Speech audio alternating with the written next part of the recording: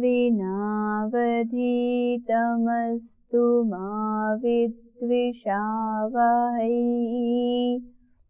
ॐ शांति शांति शांति।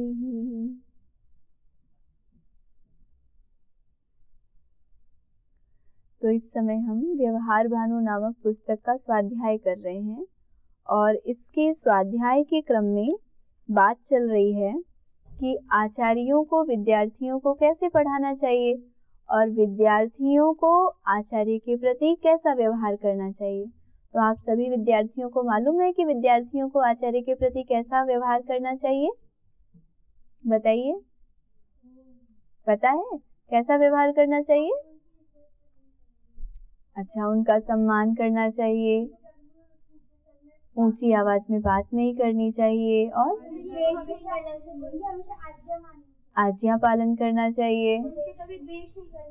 आचार्य से कभी द्वेष नहीं करना चाहिए। अभी हमने कहा ना, मा विद्विषावहै, हम दोनों कभी भी आपस में द्वेष ना करें। हम दोनों कौन? आचार्य और शिष्य, गुरु और शिष्य। तो हम आपको इसके माध्यम से बताते हैं कि महर्षि दयानंद सरस्वती जी ने भी कुछ ऐसा ही लिखा है कि विद्यार्थियों को गुरु का प्रियाचरण करना चाहिए। क्या करना चाहिए? प्रियाचरण का मतलब वो सब कार्य करने चाहिए जिससे आचार्य की प्रसन्नता बढ़े। क्या बढ़े? अच्छा, वो सब कार्य क्या क्या होते हैं? बार बार हम इनको दोहराते हैं ना कि किससे गुरु की प्रसन्नता बढ़ती है? सत्य बोलने से गुरु की प्रसन्नता बढ़ती है, अपना कार्य पूरा रखने से गुरु की प्रसन्नता बढ़ती है, चंचलता करने से नहीं बढ़ती है ना। तो कक्षा में बैठ करके चंचलता करें? नहीं करें। खेलने से गुरु की प्रसन्नता बढ़ती है? बढ़ती है ना, जब आप खेलने के समय में खेलते हैं तब बढ़ती है, लेकिन जब कक्षा का समय हो तब खेलने से प्रसन्नता नहीं बढ़ती है ना। प्रश्न करने से प्रसन्नता बढ़ती है कब? जब कक्षा में कोई विषय पढ़ाया जाए, आप उसको ध्यान दे करके सुने और फिर वह विषय आपको समझ में नहीं आए तो प्रश्न करें, जिससे कि गुरु की प्रसन्नता बढ़ती है। आचार्य समझते हैं कि देखो हमारे विद्यार्थी कितने एकाग्र हैं, कितने जिज्ञासु हैं, कितने अन्वेषी हैं, ये चीजों को जानना चाहते हैं, तो आचार्य को अच्छा लगता है। इसलिए आचार्य से प्रश्न पूछने चाहिए। बल्कि जब प्रश्न नहीं पूछते हैं तो आचार्य को अच्छा नहीं लगता। क्यों? क्योंकि आचार्य समझते हैं कि अरे ये तो कुछ समझ ही नहीं रहे, इनके अंदर तो प्रश्न ही नहीं उठ रहे। तो इसलिए हमें अपने आचार्य से प्रश्न करने चाहिए। और साथ ही साथ परीक्षा में अगर आप आचार्य से प्रश्न का उत्तर पूछो तो आचार्य की प्रसन्नता बढ़ेगी? नहीं बढ़ेगी। तो प्रश्न पूछने से आचार्य की प्रसन्नता बढ़ती है, लेकिन जब आपको विषय समझ में नहीं आए, जब आप विषय को समझना चाहते हैं कक्षा में, तब आचार्य की प्रसन्नता बढ़ती है। ऐसे ही जब हम धर्मयुक्त कार्य करते हैं, एक दूसरे का सहयोग करते हैं, विद्या को ठीक प्रकार से पढ़ते हैं, एक दूसरे को पढ़ाते हैं, तब आचार्य की प्रसन्नता बढ़ती है। तो हमें ये सब करना चाहिए।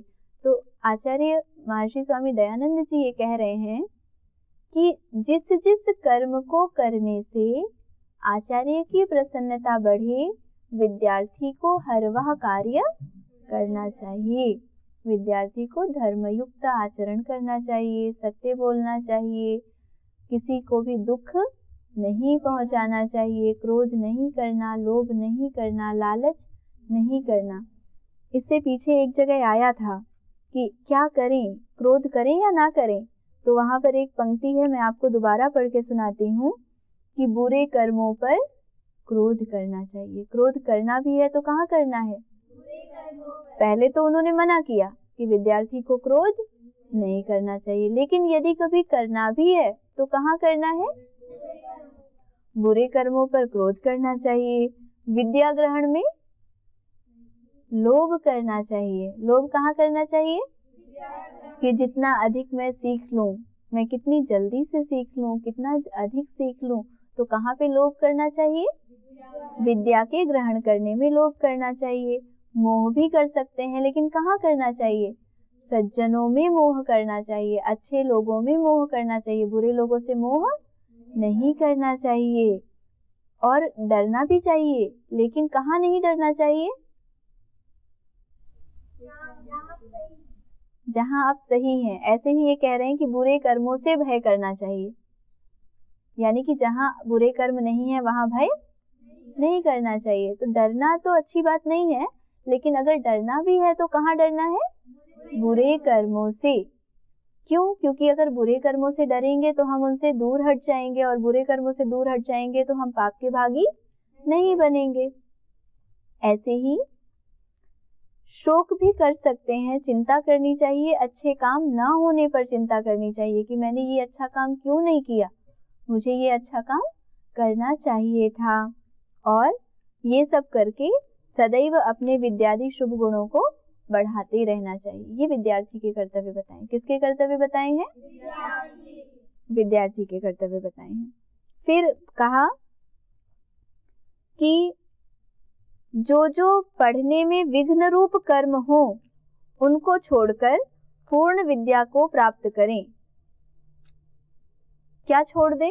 विद्या के ग्रहण करने में, विद्या को ग्रहण करने में जो जो विघ्न रूप कर्म है, विघ्न माने बाधक, जो जो काम विद्या की प्राप्ति में बाधक बनते हैं। आप बताइए कौन कौन से कार्य विद्या की प्राप्ति में बाधक बनते हैं?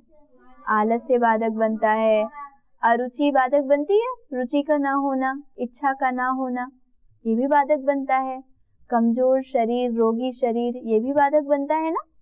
अगर कोई विद्यार्थी रोगी हो जाता है तो वह अच्छे से विद्या प्राप्त कर सकता है? नहीं कर सकता है।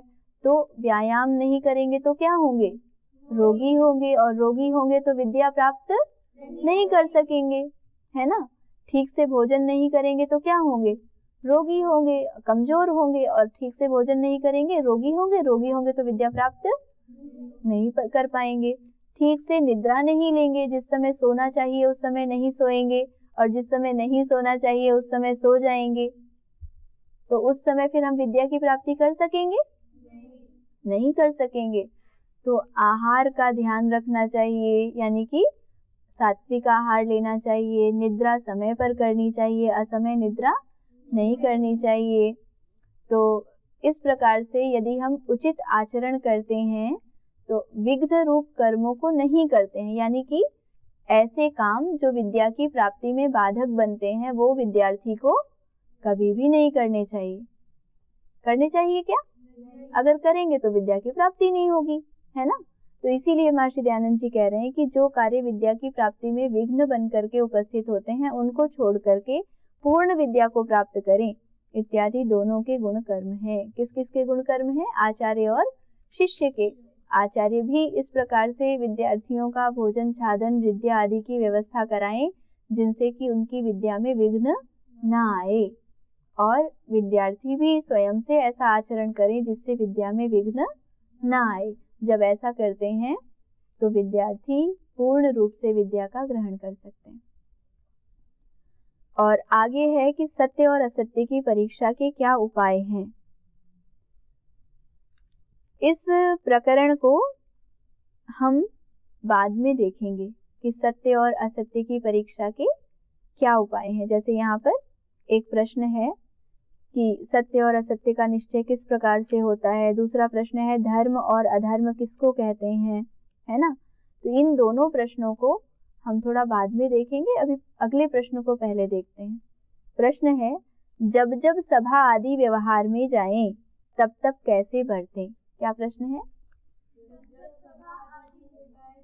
कि जब जब हम किसी सभा में जाएं, कहीं ऐसे स्थान पर जाएं जहां अधिक लोग हों, विद्वान लोग हों, हमसे बड़े भी हों, छोटे भी हों, तो जब जब भी हम किसी सभा आदि में जाएं, व्यवहारों में जाएं, तो कैसे बर्ताव करें, यानी कि हम कैसे आचरण करें, है ना।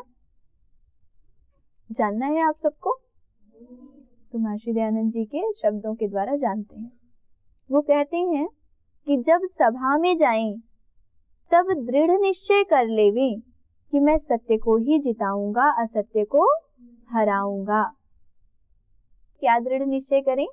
मैं सत्य को जिताऊंगा, असत्य को हराऊंगा। क्योंकि महर्षि दयानंद सरस्वती भी सत्य के इतने अधिक पक्षधर थे कि एक बार अंग्रेज अधिकारी ने उन्हें बहुत अधिक लालच दिया और किसी भय आदि से भी उनको ऐसे करने की कोशिश करी कि वो सत्य ना बोलें। तब उन्होंने कहा था कि चाहे कुछ भी हो जाए, चाहे मेरी मृत्यु ही क्यों ना हो जाए या आप मुझे मृत्युदंड ही क्यों ना दे दें, लेकिन मैं बोलूंगा सत्य ही, कभी भी असत्य नहीं बोलूंगा। किसने कहा था ये?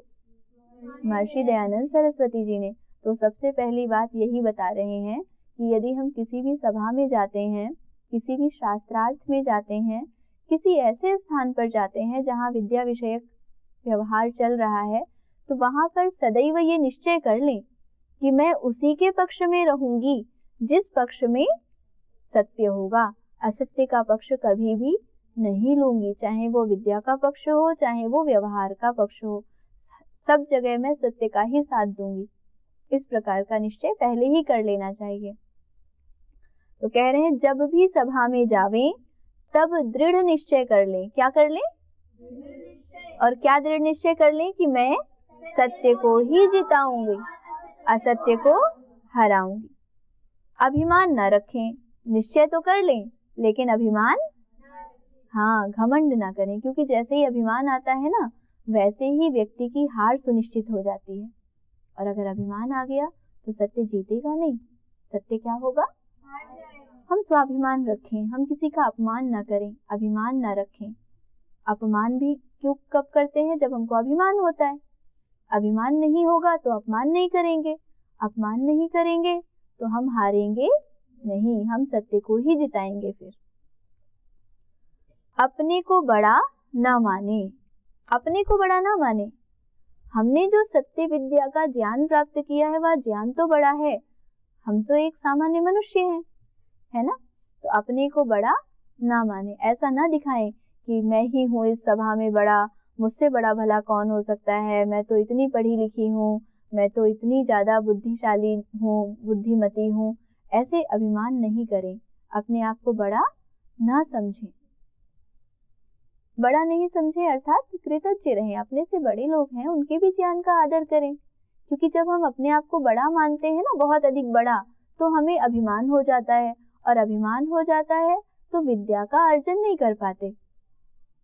और विद्यार्थी का भी तो लक्ष्य होता है ना विद्या का अर्जन करना। फिर कह रहे हैं अपनी बात का कोई खंडन करे तो उस पर क्रुद्ध व अप्रसन्न ना हो।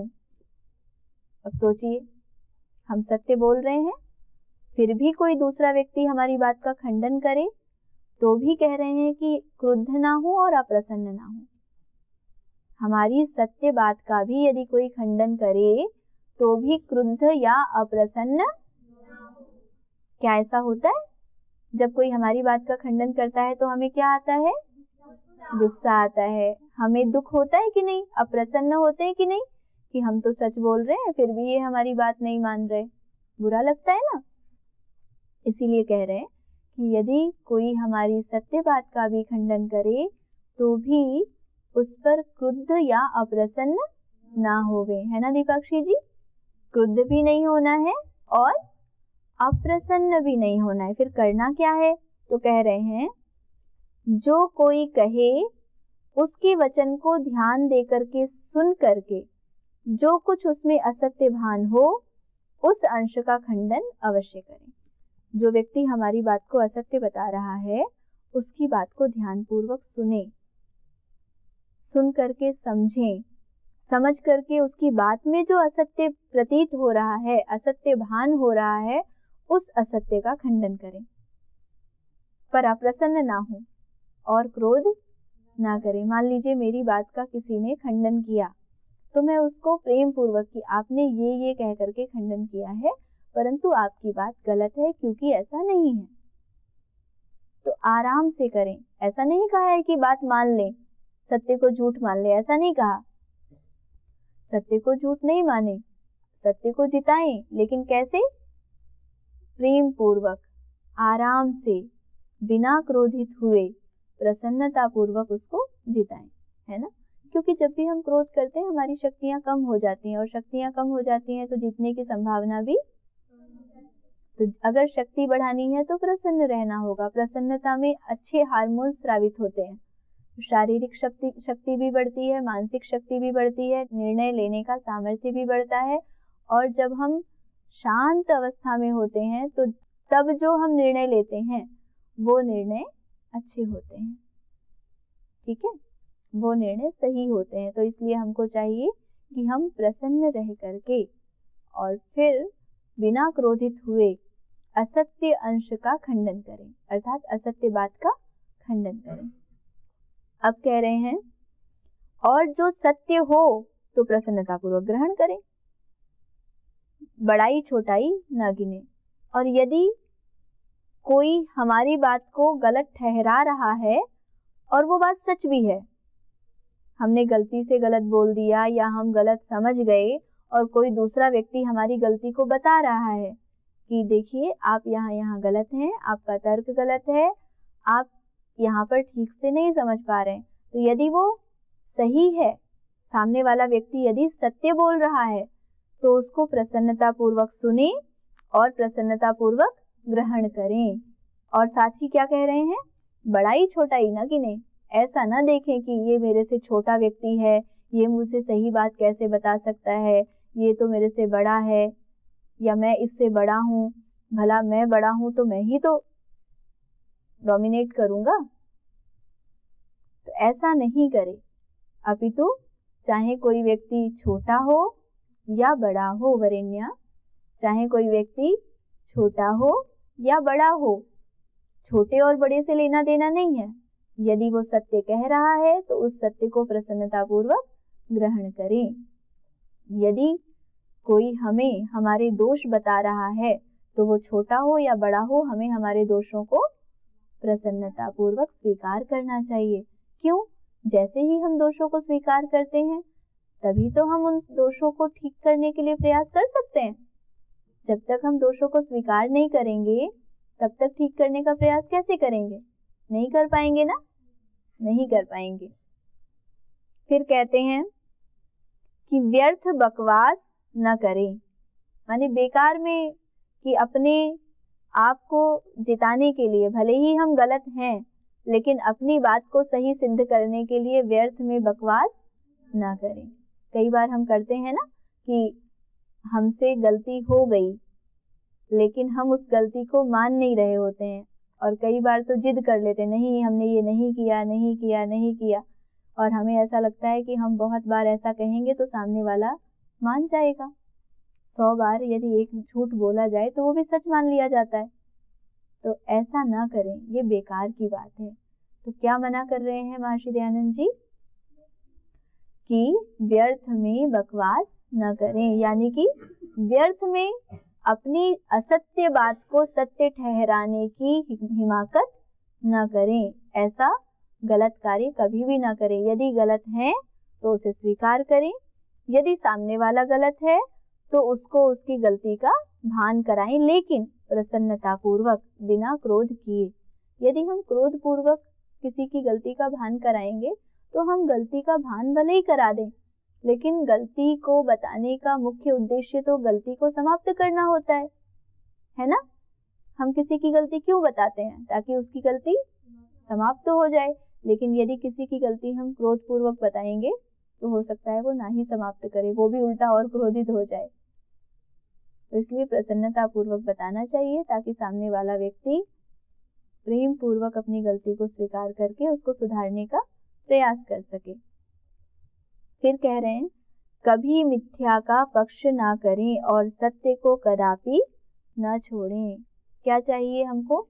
कभी भी मिथ्या का पक्ष ना करें, झूठ का कभी साथ, चाहे वो हमारा स्वयं का झूठ हो, चाहे वो हमारी मित्रता में किसी मित्र का झूठ हो, चाहे वो हमारे माता पिता का झूठ हो, चाहे वो हमारे गुरुजनों का झूठ हो, चाहे वो संसार के किसी भी मनुष्य का झूठ हो, झूठ का पक्ष कभी भी नहीं लेना चाहिए।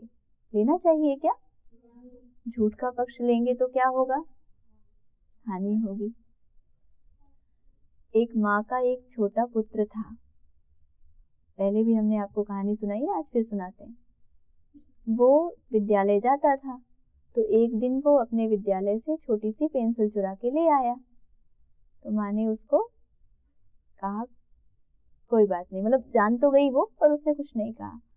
विद्यालय से शिकायत आई तो उसने कहा नहीं नहीं, मेरा बेटा थोड़ी ना चुराता है। क्यों? उसने अपने बच्चे का पक्ष लिया, बचाने के लिए, ताकि उसका बेटा बच जाए। तो पेंसिल चुराई थी, लेकिन माँ ने क्या किया, छोटे बच्चे का अपने पक्ष ले लिया, नहीं नहीं मेरा बेटा नहीं चुराता, और उसको दंड नहीं दिया। फिर ऐसे ही ऐसे वो धीरे धीरे चोरियां करता गया। एक दिन वो बहुत बड़ा डाकू बना और उसने डकैती की और वो पकड़ा गया। जब पकड़ा गया तो उसको मृत्यु दंड की सजा सुनाई गई, फांसी की सजा सुनाई गई। जब फांसी की सजा सुनाई गई तो अंतिम इच्छा पूछी गई, तुम्हारी अंतिम इच्छा क्या है? तो उसने कहा मैं अपनी माँ से मिलना चाहता हूँ, अंतिम बार मरने से पहले मैं अपनी माँ से मिलना चाहता हूँ। तो माँ आई मिलने के लिए। तो उसने एक कहानी के अंतर्गत ये मैं बात बता रही हूँ। तो वो जो डकैत था ना, जो व्यक्ति था जो डकैती करता था, जिसको मृत्यु दंड की सजा मिली थी, उसके हाथ बंधे हुए थे, तो अपने मुख से उसने माँ का कान ही काट लिया, पूरा कान काट दिया उसका। फिर कहा तुम तो माँ से मिलना चाहते थे, तुमने ऐसा क्यों किया? बोले आज जो मुझे मृत्यु दंड मिल रहा है वो किसके कारण मिल रहा है? अगर उस दिन मेरी माँ ने असत्य का पक्ष न लिया होता, अगर उस दिन मेरी माँ ने सत्य का पक्ष लेकर के मुझे थोड़ा सा दंडित कर दिया होता, तो मेरी आदत डकैती करने की नहीं पड़ती, चोरी करने की नहीं पड़ती। और अगर मेरी आदत चोरी करने की नहीं पड़ती तो आज मैं इतना बड़ा चोर नहीं होता, और अगर मैं आज इतना बड़ा चोर नहीं होता तो मुझे मृत्यु दंड की सजा नहीं होती। तो वास्तव में मेरी मृत्यु दंड की सजा की जो निमित्त बनी है वो कौन है? मेरी माँ बनी है। और माँ भी क्यों बनी? क्योंकि उसने असत्य का पक्ष लिया। माँ क्यों बनी आराध्या जी? क्योंकि उन्होंने असत्य का पक्ष लिया। इसलिए कभी भी किसी को असत्य का पक्ष नहीं लेना चाहिए, अपितु सदैव सत्य का पक्ष लेना चाहिए। सत्य को कदापि नहीं छोड़ना चाहिए, बल्कि पक्ष लेना ही नहीं, सत्य का पक्ष नहीं छोड़ना चाहिए। कोई कहे मुझसे क्या लेना देना है, ना तो मैं सत्य के पक्ष हूँ ना ही मैं असत्य के पक्ष में हूँ। तो ऐसे लोग भी बहुत खतरनाक होते हैं, क्योंकि जो सत्य के पक्ष में भी नहीं है, जो असत्य के पक्ष में भी नहीं है, वो वास्तव में परोक्ष रूप से असत्य के ही पक्ष में होते हैं। तो सत्य को जिताना ये हमारा उत्तरदायित्व है, क्योंकि हमें ईश्वर ने सत्य की प्रतिष्ठा के लिए ही इस धरती पर भेजा है। फिर कहते हैं ऐसी रीति से बैठे व उठे जिससे किसी को बुरा विदित न हो, वह सर्वहित पर दृष्टि रखे। जब सभा में बैठते हैं ना, तो देखो छोटी सी बात है लेकिन बहुत बड़ी बात भी है। अब सभा में बैठे हैं, वहां पर हम ऐसे बैठे कि हमारा कोई अंग दिख रहा हो, या फिर ऐसे बैठे कि सामने देखने वालों को ही हमको बुरा फील हो रहा हो कि कैसे बैठे हुए हैं, तो ऐसे नहीं बैठे। सभा में बैठ करके कुछ लोग ऐसे पांव हिलाते रहते हैं, कुछ जो है नाखून चबाते रहते हैं, कुछ जो है वो कान खुजलाते रहते हैं, कुछ बार बार अपने मुंह में उंगली डालते रहते हैं, कुछ बाल खुजलाते रहते हैं। तो सभा में बैठ करके इस प्रकार के कार्यों को नहीं करना चाहिए। क्यों नहीं करना चाहिए? क्योंकि ऐसा करना अच्छा नहीं लगता है, ये सभा की मर्यादा नहीं होती है। कुछ लोग क्या करेंगे, सभा में बैठ करके ऐसे ऐसे ऐसे करते रहेंगे, कुछ पेन लेकर के उसे टक टक टक टक टक टक करते रहेंगे। तो ये सब नहीं करें। इसीलिए लिखा है कि ऐसी रीति से बैठे, माने इस तरीके से बैठें कि जिससे किसी को बुरा विदित ना हो, किसी को बुरा ना लगे। अब बताइए, सभा में बैठ करके सब लोग बात कर रहे हैं और कोई सोने लग जाए, वहां खर्राटे लेने लग जाए, अच्छा लगेगा क्या? नहीं लगेगा। तो क्या कह रहे हैं, सभा में जब भी बैठे तो ऐसे बैठे कि किसी अन्य को बुरा विदित ना हो। सर्वहित पर दृष्टि रखें, यानी ऐसे बैठे कि सभी का हित हो, किसी का अहित ना हो। कभी ऐसा ना हो कि हमारा स्थान कहीं और था और अपना स्थान तो हमने ले ही लिया, दूसरे का भी स्थान ले लिया, अपना कुछ सामान भी रख दिया। तो ये सर्वहित की दृष्टि हुई या सर्वहित की दृष्टि नहीं हुई? नहीं हुई ना।